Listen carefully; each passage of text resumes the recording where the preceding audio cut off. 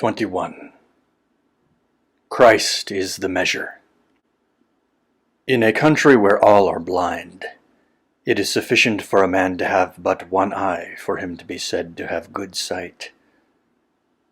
And among a multitude of ignorant people, one need possess but a slight tinge of knowledge to acquire the reputation of being very learned.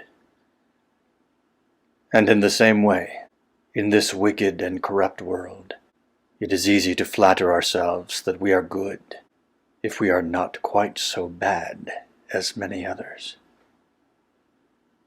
I am not as the rest of men.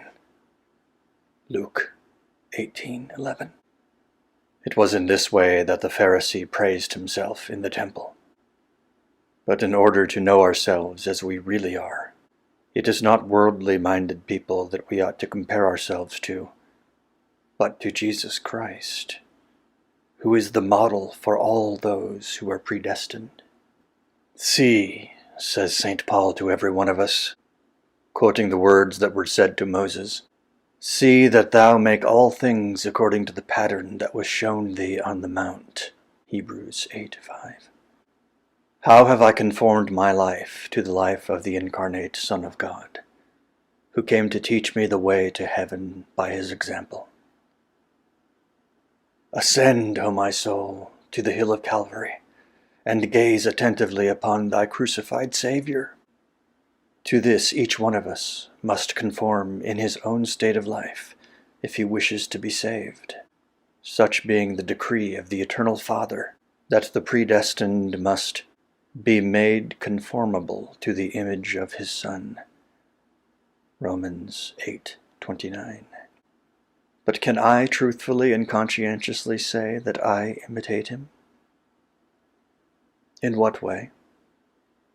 Let me examine myself. Oh, how different I am from him! And what just cause I find in this examine to humble myself. In comparing myself with sinners, I think myself a saint.